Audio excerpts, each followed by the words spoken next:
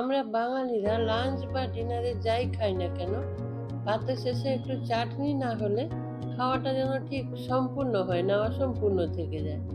নমস্কার, আপনারা এখন দেখছেন রান্না ভালোবাসি। রান্না ভালোবাসির আরও একটা নতুন রেসিপিতে আপনাদের সবাইকে স্বাগত। আজ আমাদের রেসিপিতে থাকছে কাঁচা আমের প্লাস্টিক চাটনি। এই প্লাস্টিক চাটনি রান্না করার জন্য আম খোসা ছাড়িয়ে একটু লম্বা লম্বা করে কেটে ধুয়ে পরিষ্কার করে একটা বোলের মধ্যে জল নেব। জলের মধ্যে অল্প 1 চিমটি হলুদ দিয়ে আমগুলো হালকা করে সেদ্ধ করে নেব। আম সেদ্ধ হয়ে যাওয়ার পর একটা ঝাড়ির সাহায্যে আমগুলো তুলে নিয়েছি, দিয়ে আম থেকে জলটা ঝাড়িয়ে নেব।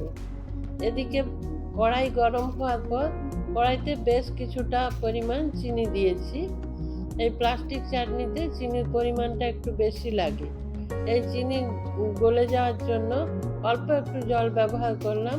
ওই আম সেদ্ধর যে জল ছিল ওই থেকে 2-3 চামচ জল এই চিনির মধ্যে দিয়েছি, চিনিটা তাড়াতাড়ি গলে যাওয়ার জন্য। এখানে জল না দিয়ে চিনি গলানোর সময় ক্যারামেলের মতো লাল হয়ে যেতে পারে, ক্যারামেল হয়ে যেতে পারে, সেই জন্য অল্প একটু জল ব্যবহার করে চিনিটা গালিয়ে নিয়েছি। তারপর চিনি গলে যাওয়ার পর আম দিয়ে দিয়েছি। আম দিয়ে কয়েকটা কাজু বাদাম আর কয়েকটা কিশমিশ দিয়ে দেবেন। এখানে কিশমিশের বদল আমি আঙুর ব্যবহার করেছি। আপনারা চাইলে কিশমিশ কিংবা আঙুর যে কোনো একটা দিতে পারেন, কিংবা দুটোই। তারপর কিছুক্ষণ সেদ্ধ করে নেব আবার। এদিকে একটা বাটিতে 1 চামচ কর্নফ্লাওয়ার নিয়েছি, ওটা অল্প একটু জল দিয়ে গুলে নেব। গুলে এই চাটনির মধ্যে ব্যবহার করব।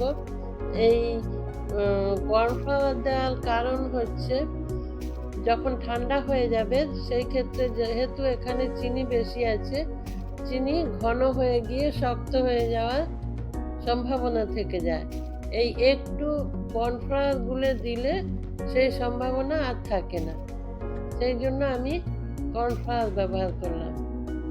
গুলে নিয়ে ওটা দিয়ে দিয়েছি। এখন আরও কিছুক্ষণ রান্না করে নেব। আরও একটু ঘন হয়ে এলে রান্নাটা কমপ্লিট করব। এখানে আর আমি কিছু মশলা বা কোনো কিছু ব্যবহার করব না। চাটনি প্রায় রেডি হয়ে গেছে। আপনারা যারা আমার সঙ্গে ছিলেন সবাইকে অসংখ্য অসংখ্য ধন্যবাদ। ভালো থাকবেন সবাই, সুস্থ থাকবেন।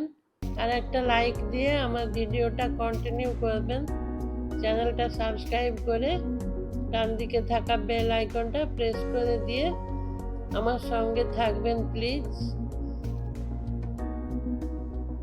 নমস্কার, ভালো থাকবেন সবাই, সুস্থ থাকবেন।